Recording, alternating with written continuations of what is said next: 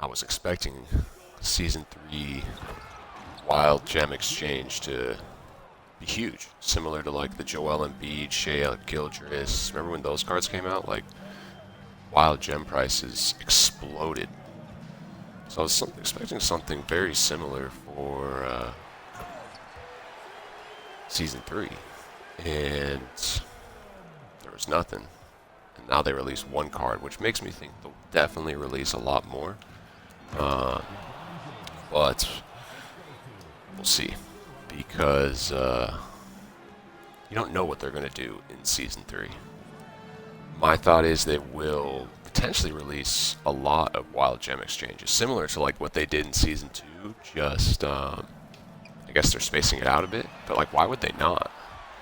When I first saw it in the beginning, when I saw Shea and Joel and like all Scotty, like top tier meta cards in the exchange, I was a little bit bummed because one of my favorite parts of this game is how like these top tier pink diamond meta cards that are millions of MT in the beginning of the year, over time, you know, like late game, they drop to like 20,000, 30,000 MT.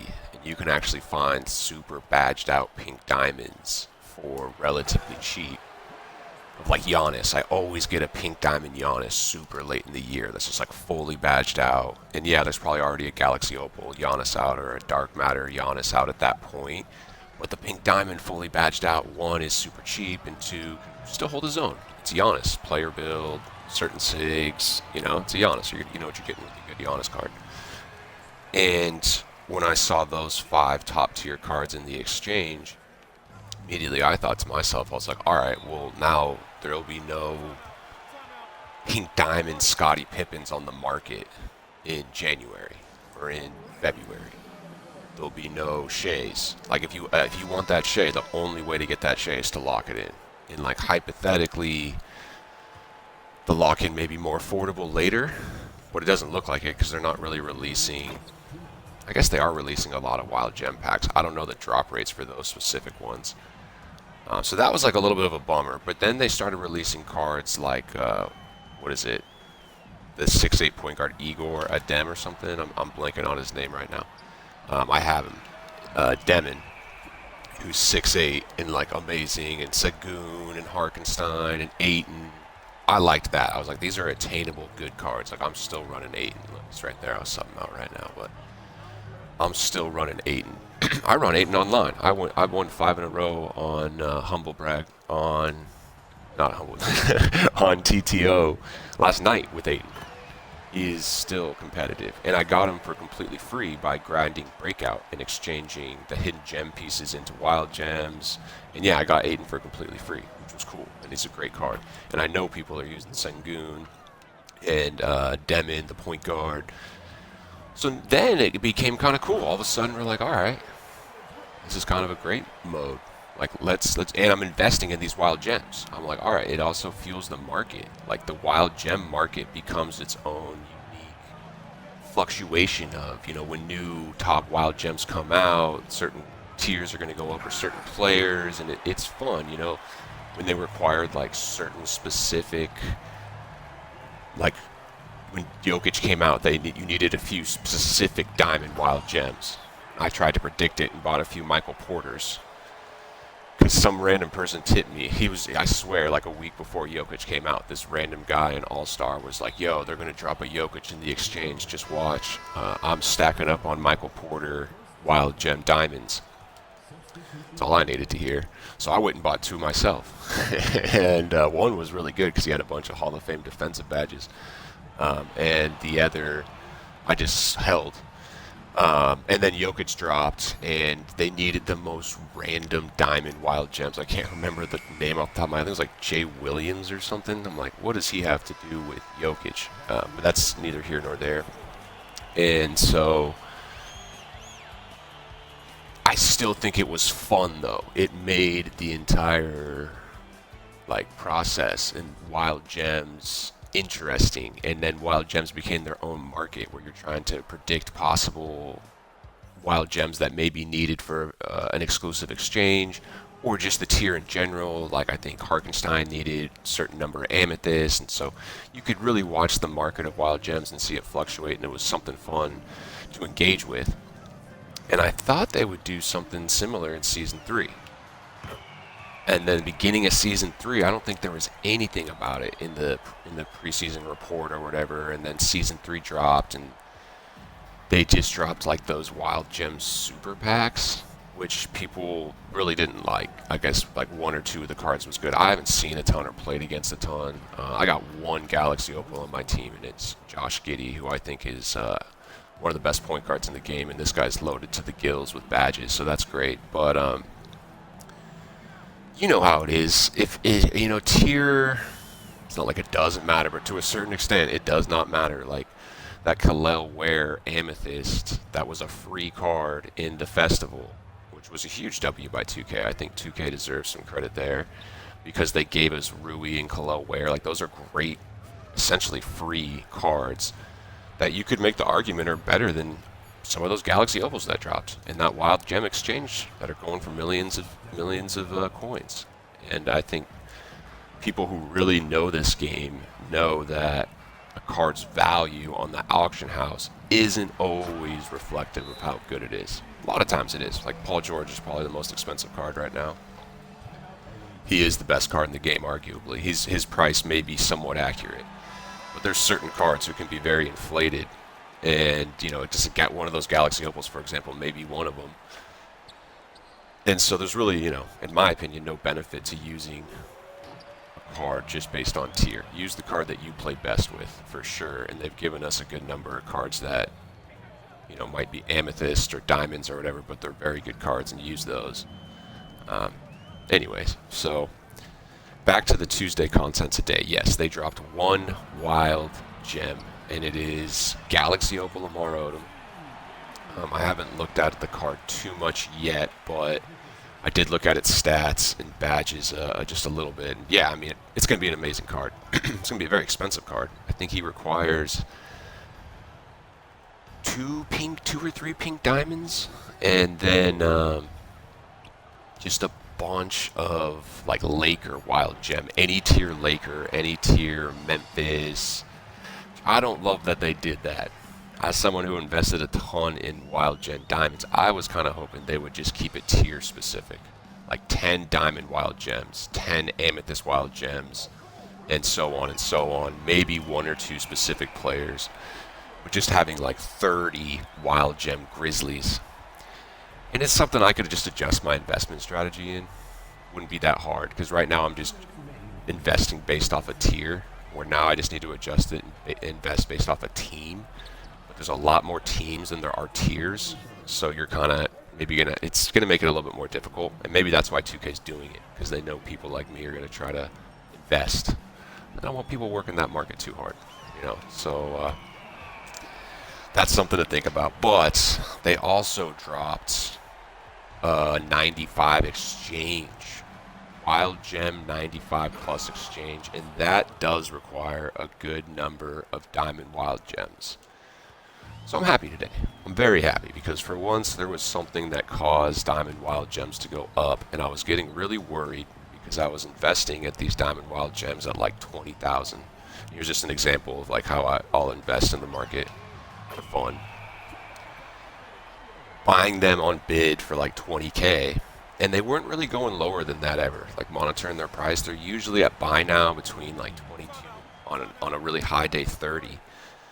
But I'm looking at the exchanges, and they stopped dropping new exchanges towards the end of Season 2 and into Season 3, and I'm just thinking to myself, like, what is keeping the diamond wild gem price even up?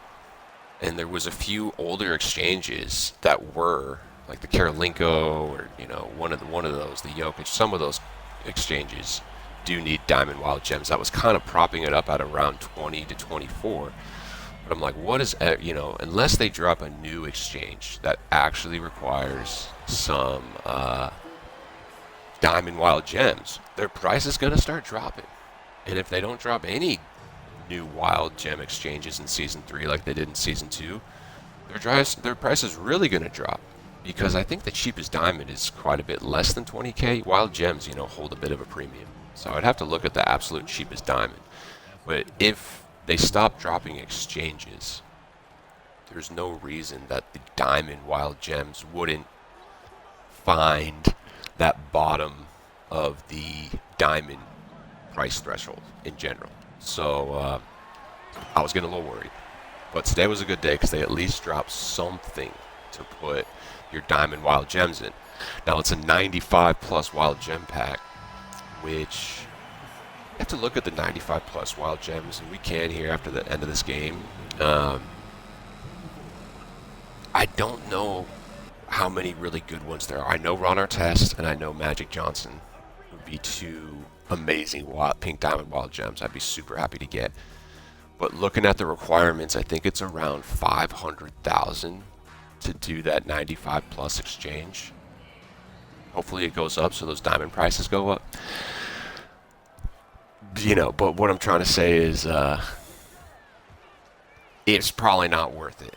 Because you could look at the pink diamond wild gems and like how many of them are going for over 500K, and probably not too many.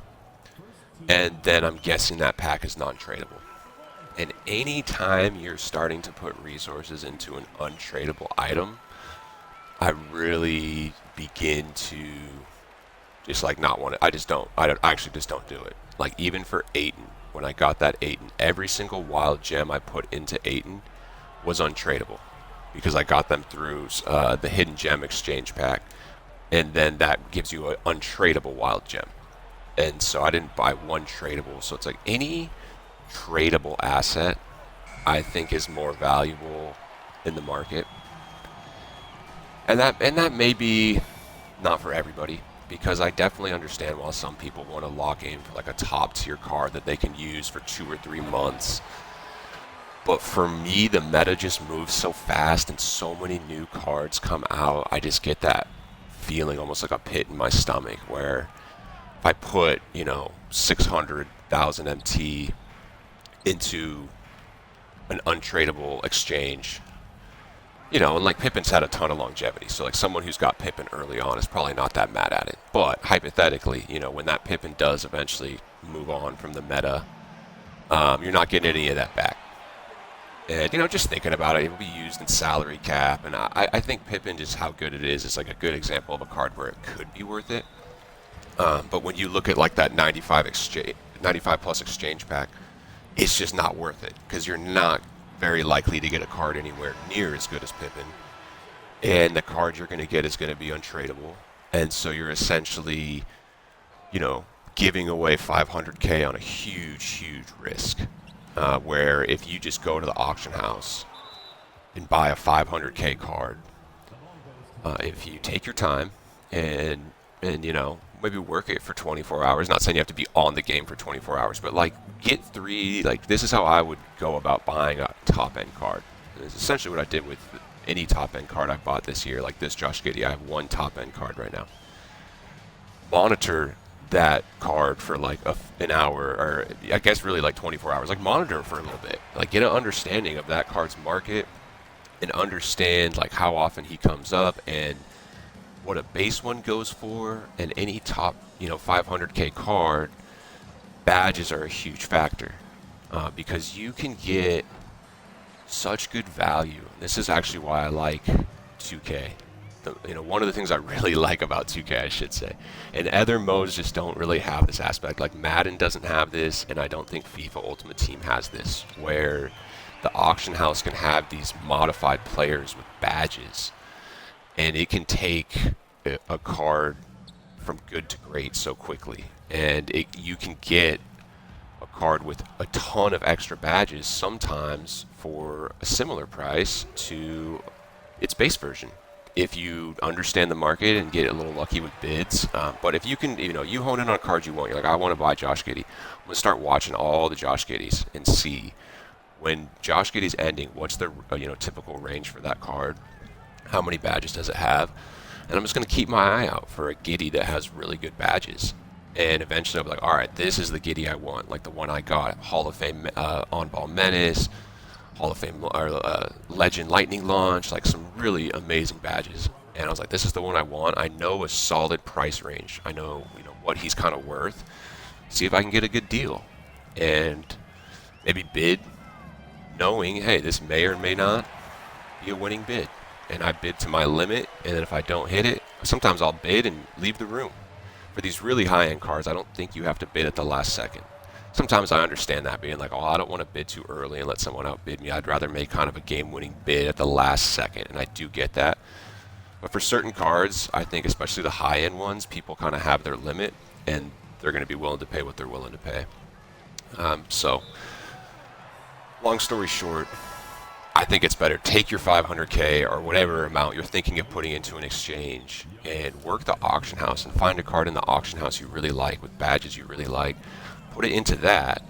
And now my Giddy, the market fluctuates. Like right now, I think I could technically sell Giddy for a very small amount of profit, which I don't want to do yet because it's nice having a fun card. Technically I don't need it. I'm not playing a ton of Showdown right now. Mostly play Park or All-Star Team Up. If I do go online and get a little sweaty, and I could probably put together a pretty competitive squad with just my reward cards. I mean, I got Bosch and Sigma and Randall. Like, I'm pretty good with just the rewards cards I have. And I would say I don't need Giddy. But we got the MT, and I mean, look at the guy. 6'8" point guard. Like, why not? So we're going to keep Giddy, and I think his price will hold. So, point is, spent about $1 million and $100,000 MT on this card, and I'll probably sell him back for hopefully at least $1 million, and maybe more, depending how the market goes. Some of these top end cards can hold their value. So if I were to get a lock-in, one, I can't shift the card because just about a week ago I didn't have this Giddy card. I had a Pink Diamond Run Artest with 20 legend or Hall of Fame badges and a few legends on it. I was using Ron Artest and All-Star Team Up in Park and having a blast. And right before that, I sold him, and I had a Magic Johnson with Hall of Fame Menace on it, and it was a super cool card. And before Magic Johnson, I was trying out a Porzingis. I had one of the best Porzingises out there with Legend. This is a pro tip for you guys. Legend Break Starter and Legend Dimer on Porzingis. Every single rebound, I could just huck it across the court. I was playing All-Star Team Up with some other top-end cards, and, they're just running down the court. I get the rebound. I can just huck it down, and it's just a pinpoint pass, really, really OP. So I was running a Porzingis, and the point is I'm able to switch between all these different fun meta cards. All those cards I got between 500 KMT to 1 million MT and sold for 500K to 1 million MT. And I'll be honest, I did lose a little bit on each card. Just between tax and market fluctuation, you don't always sell at the right time. And it maybe cost me between switching all 5 cards, like 400K, 500K, just between fees and timing, like being realistic, being able to use all those different. It'd be nice if you could get profit on those little sessions where, hey, I buy a Porzingis, use them for a week, and sell them back for a little more. And that's the goal when I use these high-end cards, but it doesn't always happen that way. But to me, it is money well spent. And you could say, well, you could use that same 400K to lock in for a card. And yeah, that totally does make sense. I see what you're saying. Maybe just do that. But it's kind of like, which one do you want? I would say the benefit with mine is you get to try out a bunch of new cards, and you have an opportunity to make profit.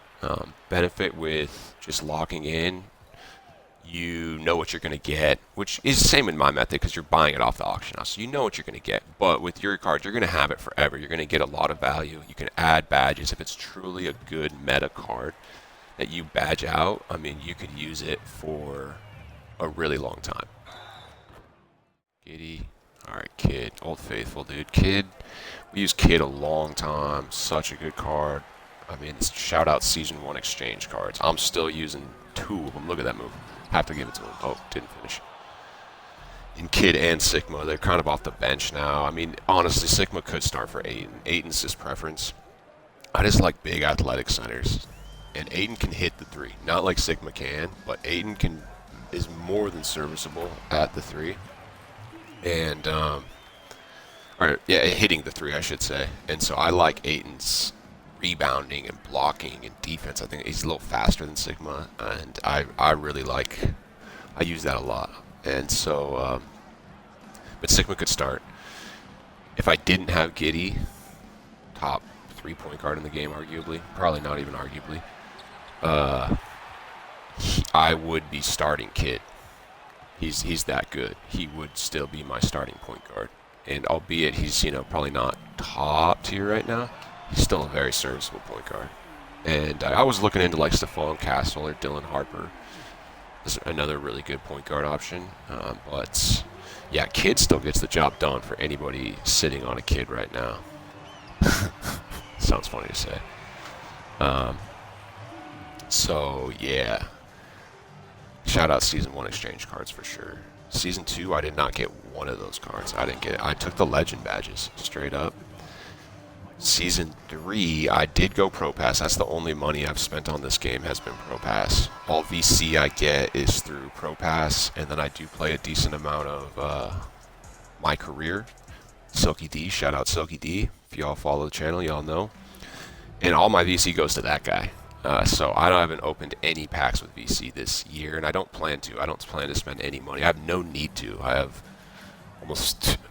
almost 2 million in MT and plus a Josh Giddey card. Like, why would I spend money on this game? It makes absolutely zero sense to spend money on this game for me. It would ruin the game, actually, if I were to spend money, because then you feel like once you start spending money on this game, I feel like you're always chasing it.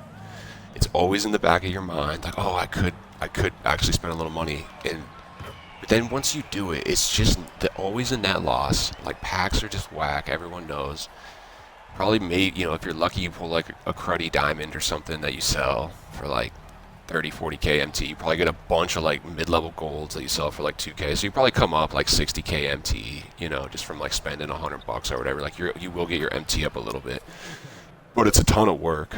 Like managing all that stuff. Like I bet you a lot of people that open a ton of packs like don't even manage their inventory. They probably have a ton of tradable cards and they're just already thinking about, I'll just open another pack. Just trying to chase that like one Galaxy Opal, like chasing Paul George or something. People are probably ripping packs chasing Josh Giddey, spending hundreds of dollars. All I did was wait and bought him at a good time, and it was 1 million MT. And it sounds like a lot, but if you play this game, and I've been playing since just the start, but like if you sincerely just play this game with a plan, you can build 1 million MT. I don't know the exact timeline, but I would say within like a few weeks at the latest. And you just gotta practice patience in this game. And that's where 2K is so weird in a sense, because for sure a lot of it is just so like, there's so much backlash in the community right now. Just saying that 2K is pure greed. And the truth is, if you are susceptible to that type of thing, then it's so accurate. And I know there's a lot of people who are. And I'm not saying I'm like above that and I'm just like not susceptible. I am. But my mind has just kind of found a way to like phrase it where it's just like, it's a net loss. Like you're not going to get what you want. And if you want that good card, it just makes more sense to figure out an agenda of your game path, almost like if you were playing Skyrim or something. Like you got to level your character up. Like Skyrim wouldn't be as fun if you could just buy to the max level. The fun part of the game is grinding it and upgrading your armor. It's like that for any role-playing game or even like a shooting game. Like you want to upgrade your guns. Like that's the fun part. And I think when you just buy it, it just takes away a lot of that fun. So like look at this game as a level up. You need to level up your character. And you do that just by collecting more cards and stacking your MT. And like that's how you really level up your character in this game. And they give you they do. That's where the other side of 2K is. Like they give you so many opportunities to make a ton of MT, to stack a ton of badges. They give you the auction house, where if you educate yourself on the auction house, it's essentially a money glitch. Depending how much time you put into it, but you can make more money in the auction house than you can just playing the game. And I know that to be true. And if there was, I wouldn't do it because I enjoy playing the game. I really like the gameplay. I'm almost certain there probably is somebody out there who all they do is just use this as an auction house simulator. They probably have like 30 million MT and they don't even really play the game. But this market is, it's maybe being manipulated a little bit by 2K, some say. But it is an ecosystem or whatever you want to call it. I mean, it's a user user impacted system, so it ebbs and it flows, and there's definitely people who understand those ebbs and flows and are probably just stacking MT as much as they want. So yeah, instead of spending money, if you're actually going to spend money on this game, it's cool. You can. Like, don't get me wrong. I'm not like, oh, if you spend money, you're bad. But definitely, like in my scenario, I think it would take away some of like the shine of this game, and it just wouldn't be as fun for me because it would just kind of take away the grind a little bit. But I understand those people who can't play as much and have, you know, the disposable income. Like, do what you want with your money for sure. But I do think there is better ways to spend your money. Just my personal opinion. Like, there's so many fun things you can do with your money, and I don't think buying packs enhances the fun of this game. Like, this game's more fun when you don't spend money on it. So for that reason, I'm just like, I'm not going to spend money. If I did have disposable income, I would use it as something way different, like travel or like hanging out with friends or getting good food, like something like that, because that would be fun for me, and it wouldn't really be fun to like spend money on this game. It would make it less fun. So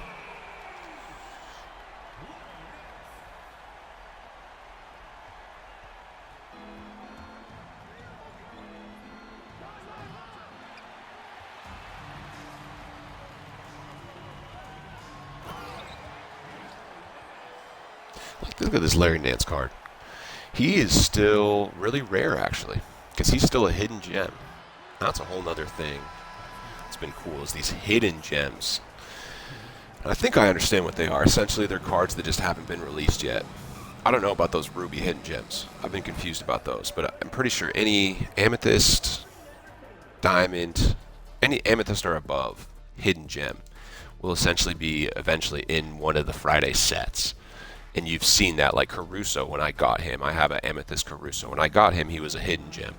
And then when the Chills set came out, he magically transformed into the Chills. So now I had, so it was one of the really cool things for that was there was Chills agendas that require a Chills player. And I already had one. Instead of having to buy one off the auction house or something like that, I already had a Chills player. So that was pretty cool. And, yeah, they're doing that. So what's cool, what I also like about those is when I had a Caruso hidden gem, he wasn't on the auction house, so he was a very rare card. So when I would, you know, it's just, in my opinion, fun to play with rare cards instead of a card everybody has, you know. And so I was hooping with that Caruso, particularly in salary cap, and he will be viable in salary cap for a long time. And let's shout out 2K on creating salary cap. A really good mode, a great mode. And a mode I hope they continue. I'd like the rewards this season. I'm not playing it this season because the rewards just aren't there. Played it a ton season 1. That's where I actually got one of my exchange pieces season 1. Because it was like season 1, I'm grinding for these exchange pieces. They're so good. And then last season I was like, I'm getting one exchange piece and I'll just get legend badges. And then this season I'm like, I'll get one exchange piece because I have the Pro Pass. And so I got Gugliotta from the Pro Pass. And then I will get one exchange piece from All-Star, and I'll probably just get legend badges, maybe Joe Smith. We'll see. But yeah, shout out salary cap, great mode, and it's fun because that's a mode that makes cards valuable all year long. Back to the auction house, I made so much on like 3 cards last year that were just salary cap legends. It was the dynamic duo of Collier. Gosh, who was he dynamic duo with? I can't remember the guy. He was Cody Williams. Collier and Cody Williams. They would go for 50k MT amethysts all year long. All year long they were 50k MT. And every now and then you'd find them up there because they're just an amethyst. People would list them for what amethysts typically go for towards end of year, which is like 5k at the most. So if you just set on that filter, I would just check it once or twice a day, and I would consistently find super cheap Colliers and Cody Williams and flip them for like 20k MT. But that was an easy flip, just a 20k, like right away, like buy for 20 or less, sell for 40 or more. Super easy, super cool, and it's just a good example of how one mode can give you this little avenue within the market to navigate. You know, all of a sudden you say, okay, I know there's a mode out there that requires certain types of cards. Let's monitor those cards. Simple as that. And so salary cap gives you that mode. Speaking of modes, I truly miss Clutch Time Online. That is the one mode I really think we're missing because Showtime, I'm not playing that much this year, and I've done the Showtime grind many years, and it's fun, and it's probably the peak of your 2K. We're talking about leveling up your character. I would say that is kind of final boss. I mean, there's King of Court this year too, so I would loop that in there with it. It's kind of the final boss of like, hey, I have a really good team now, even if it's no money spent. You can be super competitive and be no money spent. There's so many no money spent meta cards that if you're good at the game, you can compete. Maybe not dominate, but compete at Showtime and King of the Court and stuff like that. So yeah, you feel like, hey, my account's in a good spot. I've been grinding the game. I've built out a really good team. What's the most high level thing I can do with it? What's the final boss? Yeah, it's going and grinding Showtime, and it's it's there, and that's a good mode for a lot of people who want to do that, and it needs to stay there. No real gripe there. What I'm saying is there needs to be an intermediary, which it would be Clutch Time Online, and it's shorter, and you only need 5 players. And I get there's Park, which is fun, and we could talk about how there should be quick queues in Park or whatever, but I do enjoy Park to a certain extent for sure, and I really enjoy All-Star. I think All-Star is super well done. We just need a little better rewards for the mode. But yeah, there should be a Clutch Time Online mode where you can go in with your 5 best cards and play a 5-minute quarter and get sweaty for 5 minutes, not have to commit to an entire Showtime game, because when you play a Showtime game and you start getting outclassed, and it happens to everybody, the punishment for quitting is so severe, which is maybe another thing they should just lighten up on. Maybe there should be a concede option at a certain point. And, the truth is there's just levels to this game where you just get caught off guard. Like, I've lost a game by 15 and matched up against the same person and beat them. Sometimes it just happens, And then I've also matched up against people who I'm just like, you know what? It doesn't really matter what day it's going to be. I'm going to beat this dude. And, of course, I've been matched with people who I'm beaten, and I'm like, this person's just not going to beat me, It's part of the Showtime grind, but it's just a long grind. You get absolutely nothing if you lose. So if you lose a game, you just committed 30 minutes of a semi-strenuous activity for essentially nothing. And I agree, the mode still needs to be there because it's that final boss, and there's people who really want to just build the best team possible and compete, and it should be there for them. But I do think there should be a more, it'd still be sweaty, but it would essentially be a little bit more casual, where you could just take your 5 best cards. Just build a 1 through 5 lineup and go get sweaty for 5 minutes. And it doesn't even have to be the 14-second shot clock, which I do kind of like, and the 4-point shots. Like, those are optional. I just think we need a 5-minute mode where I can play online with my 5 best cards. Because, I have this Giddy card, and, no, I don't want to go and sweat Showtime right now, Showdown or whatever right now. But I'd love to just hop on and just run this Giddy on a full 5-on-5. And I have All-Star, which honestly is what I play, and I'll be playing. We'll probably be streaming that either tonight or tomorrow, me playing All-Star. And I'll be using Giddy non-stop in that mode, But it'd be really fun to be able to hop in to a clutch time scenario with my 5 best. I'm just looking at my squad now, and I'm like, I could create such a fun clutch time lineup. But I just don't have the mode. So I don't know if they'll ever bring that back. But as far as just the modes in general, I think Salary Cap is a great mode to play. My buddy, who plays a lot of 2K, just started dabbling in MyTeam. He usually plays My Career. And the first mode he went to was Salary Cap.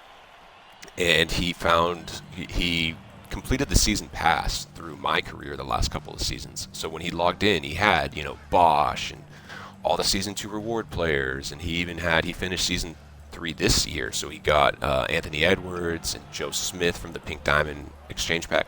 So all of a sudden his account's in a pretty decent spot. But he hops right into Salary Cap, and he uses the cards he has to build out one. His star player, Amethyst Goran Dragic. And if you look at the stats, doesn't wow you, but he's a 6'4" point guard who can shoot and dribble. And my buddy has all these Hoff badges in his inventory just from completing the Pro Pass and stuff like that. And he badges out this Goran Dragic and hops into a Salary Cap game and just hoops, man. He's good at the game. He hasn't played a ton of MyTeam, but he's good enough at the game. He has a badged out Goran Dragic. And when you hop online, it's sometimes you're going against a freaking sweat, but sometimes you're going against someone who's just learning the game too. I don't know, but he was just having a game, man. And I think he put up like 24 points with that Goran Dragic in salary cap. Had a smooth W, and yeah, it was cool. I was like, that's a great mode. It's easy enough for someone to hop into, especially if you're just semi-decent at the game. You can hop into MyTeam, and that's what MyTeam needs, is just to be accessible to all 2K players. Make it easy enough for them just to hop into mode, hop online and play a cool mode. Showdown is not that mode. Showdown, you need to be committed. Even if you're good at the game, if you hop into Showdown with, a half-baked team, for the most part, it's not going to be a great experience. Your team needs to be in a good spot. Clutch time is that middle point where it's like, okay, I got, 5 good cards. I don't have the time to dedicate to, be grinding Showdown. But I can hop in and play, Park's there, but hop in and play some Park, hop in and play some Clutch time. We need modes kind of like that. So I'll say Salary Cap's a great mode. Park, I like. I do like the fact that we can kind of go and be in a Park. It's kind of virtual reality or whatever, and walk around and see characters and see what cards people are using. I saw someone on Reddit and be like, yeah, Park should be there for the multiplayer. When you're playing with 6 people, either in squads or 6 randoms, and you're doing, it's 3v3, but it's 6 people. Everyone controls 1 card. But we should have our old triple threat online queue system. We don't have to go into the Park and just queue in for a triple threat online game. Because when I'm just doing 1v1, 3 cards, but just playing one single, like multiplayer, triple threat online, and I have to go wait in a Park and like sit on the sideline and wait for a game to end. And this is another thing I saw on Reddit. It's like the first win is always the hardest, because whoever's sitting on the court, hypothetically, they're sitting there winning games. So just to get through that first hump is kind of the hardest. I've found is like once you win that first game, or if you get lucky and find an open court, the people that queue in, you have, a better chance of finding a slightly more casual player, so to speak, is what I've found. Because, and that is the truth. Like within Park, there is still a lot of, that is the casual home for players. So if you're really looking to get wins, but I don't want to play online, it's like, look, there's going to be those games online where they just don't go your way. But if you can build out a semi-decent team, get some Trevor Arizas and some good diamond cards or top amethyst cards. You don't have to have all the pink diamonds and galaxy opals, especially if you can play the game a little bit. But make sure your squad's meta enough. If you just stick it out and, maybe take a couple on the chin here and there when you match up against the Joel Embiid, Brandon Ingram, Chris Bosh lineup, whatever, you know what the lineup looks like, you will start finding some favorable matchups. Last night I played... literally last night I played 2 rubies and a free agent, Wemby. And I played him twice because he's on the block. And I'm like, it's a free win. It's absolute free win. I think 95% of people are going to beat the 2 rubies and Wemby. And the guy wasn't that bad at the game. I mean, he was hitting open shots with the Ruby LeBron, but it's like, in what world is he going to beat? I had Bosh, Ayton, and Giddy, and even if I had Bosh and Ayton, which are both free reward cards essentially, could have been Bosh, Ayton, and Kidd, or Bosh, Ayton, and Bowen, and I think I would have gone on that same 5-game win streak, because most of the guys I played last night were using, mid-tier cards. So it's like, for sure, there's times you hop on the Park, it's going to be a sweat fest, but the Park is winnable. Like, don't let the Park be too intimidating and feel like you can't go in there and compete. So, like, definitely take advantage of the Park and get in there. For offline, Breakout's great. We just finished Domination, so let's see what some rewards are for that. I think Domination's a huge W.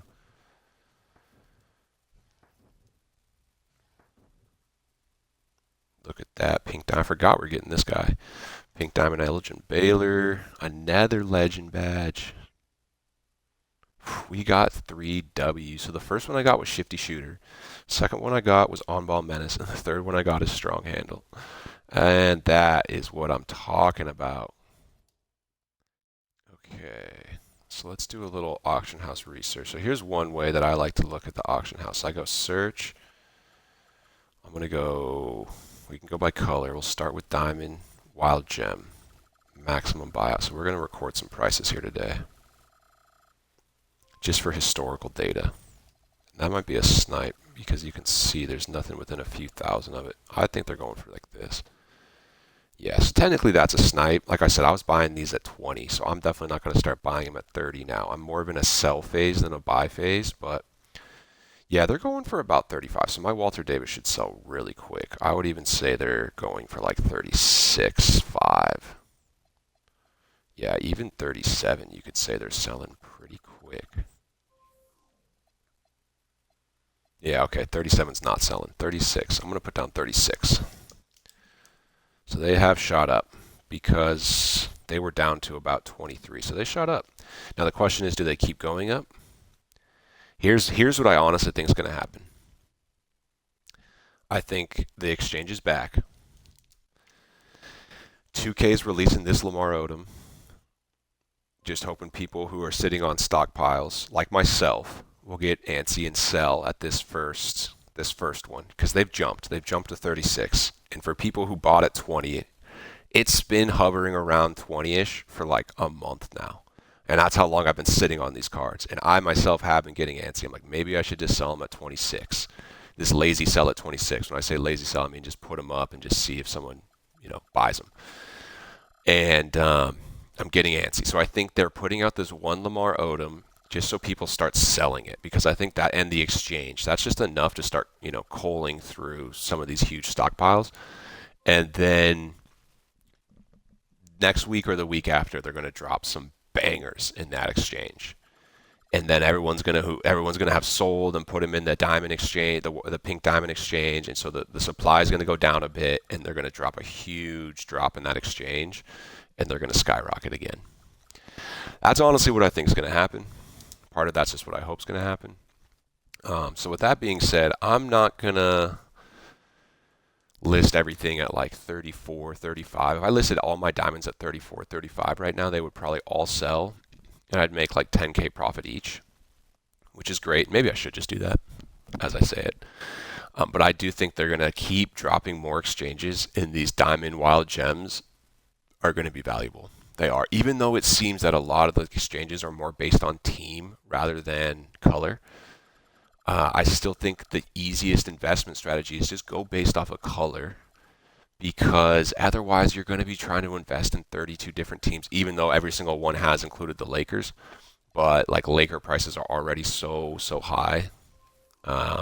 It's probably not. It's probably too late to really. You want to get in. You want to get in before the hype's there. That's how you really make it. And that's where these wild gems, they get forgotten about. And they were forgotten about before this Lamar Odom. I mean, even going from 20K to 36K, that's a huge profit.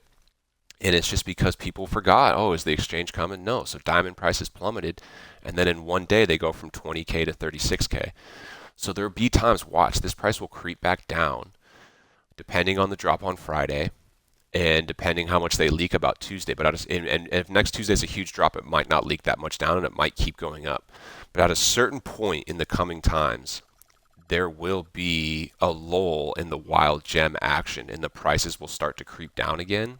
And that's when you want to buy and hold and just wait for that drop. And then once a drop happens like today, or imagine if they put in 5 cards in, instead of Lamar Odom, they put in 5 cards, one at each position, equivalent of Lamar Odom, what would have happened to the price? So I still think there's a ton of upside for wild gems, really of all tiers, but particularly pink diamond and diamond. And then obviously if you can guess the team right, you're going to get a really good return on investment. So I think one strategy could be just buy a bunch of different teams. Maybe just go gold if that's the strategy, because gold's the cheapest. And I do know like Laker wild gems. We'll have to see what the cheapest Laker wild gem is.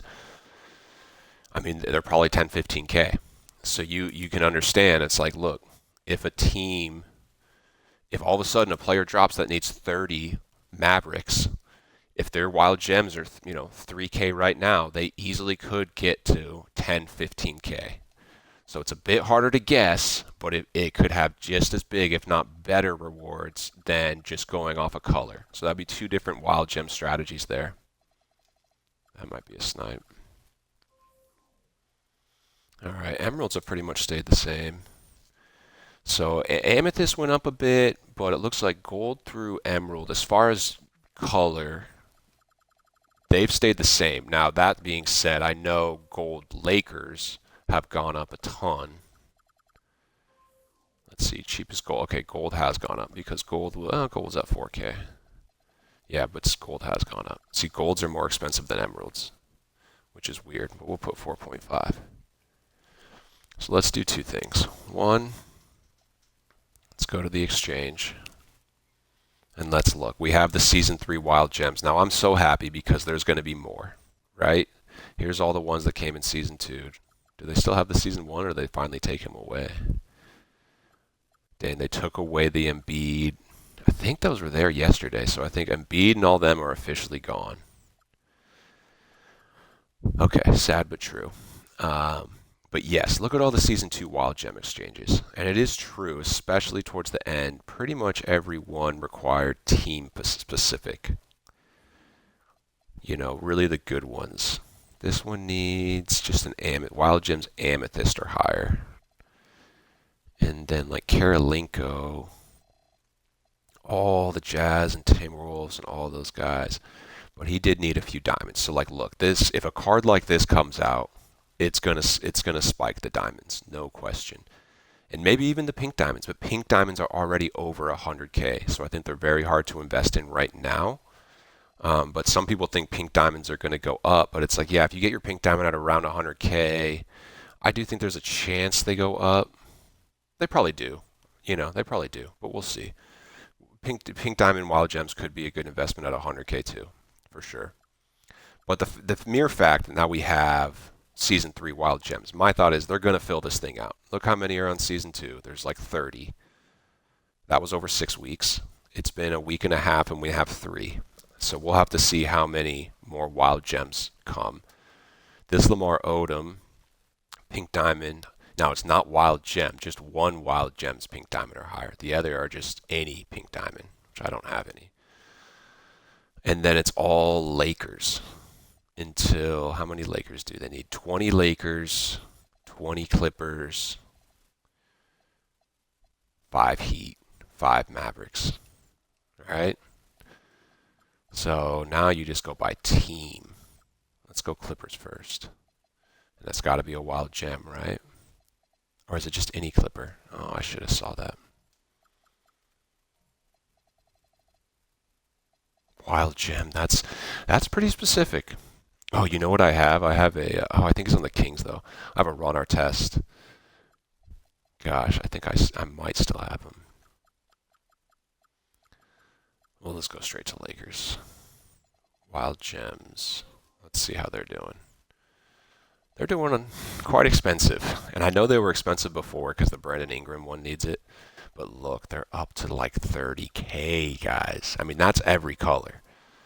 Golds, and it doesn't. This is the Ron Artest I was bidding on. I was bidding on him for like 5K, guys. Like this is what I'm talking about. Where if you can time the market, and if you were sitting on a bunch of Lakers, like this is a gold Laker for 27K. I gotta check my collection just to make sure, but I don't think I do. I know I have maybe one untradeable card or maybe 2. Oh, look what I got!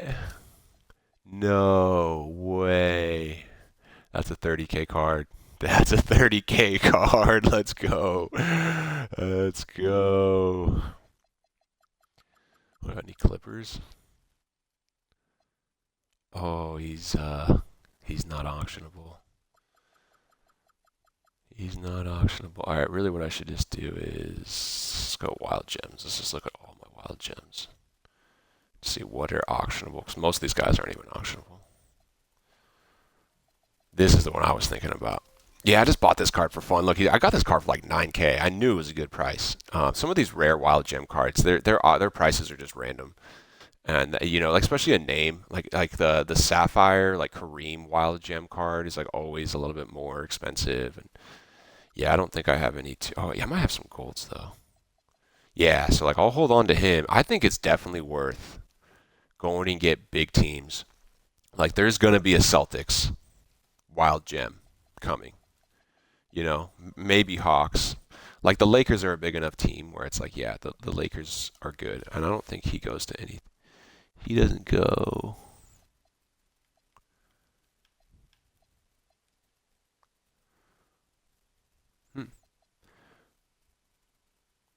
I don't know why he's potentially worth a lot. Oh, it's a Heat. I think the Heat. See, that's another good. So right now they're cheap. Like the Heat's not in need, but soon they will be. I almost guarantee it. So like I think it'd be really smart. Like for this, I know golds are going for around 4K. So like I'm gonna bid 35 on him, and then even if they don't go up, I know I can sell that for like 4.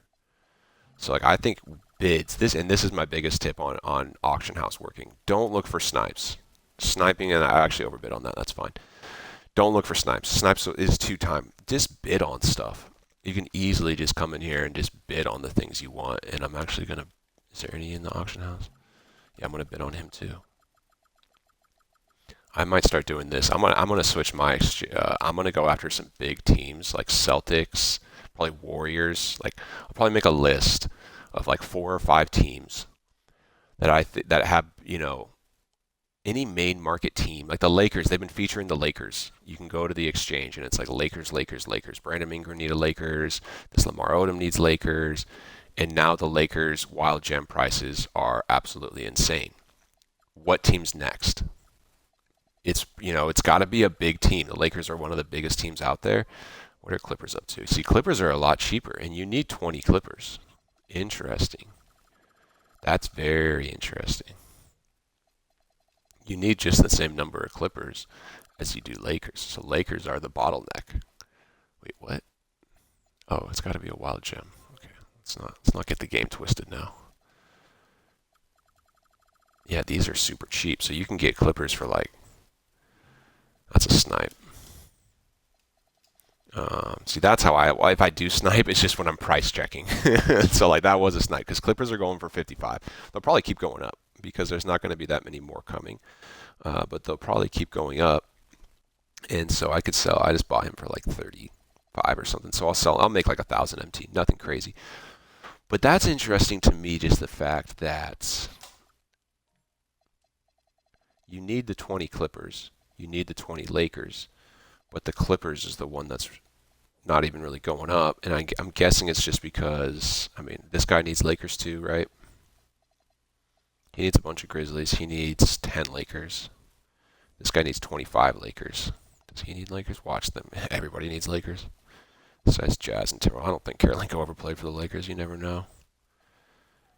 I'm guessing he doesn't need Lakers. Now, see, he's all pretty specific. He's either a specific player or a specific color. So there you go. So sometimes they're teams, sometimes they're color. 2K is definitely trying to be a bit unpredictable. This guy's all color. Has nothing to do with team. Yeah. So Igor's gone. Huh? Damn, a lot of the good cards are gone. There was a lot of good in Season 1. Yeah, so I would monitor that. Like I want to give an example of this Igor card.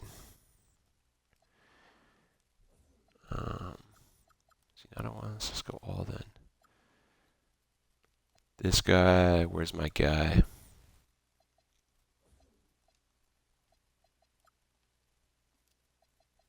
This guy right here, Wild Gems Exchange. We need more guys like this. So I guess he was a Season 1 exchange. So he's not even this. No one else can get him unless they got him early, which is cool. It's like exclusive. I like that. When I'm running this guy later in the year in salary cap, people are like, "Who's that card?" Well, if you weren't playing in Season 2, you're not going to have him. So it's benefit to people who play longer. But hopefully they keep releasing cards like this and that Rui card and the Khalil Ware, like top amethyst cards that really can compete. And like when I look at his stats, like I'm not necessarily blown away. It's just his height. Amazing driving layup, which means he's going to finish a lot. Driving dunk, this is the same driving dunk as Josh Giddey.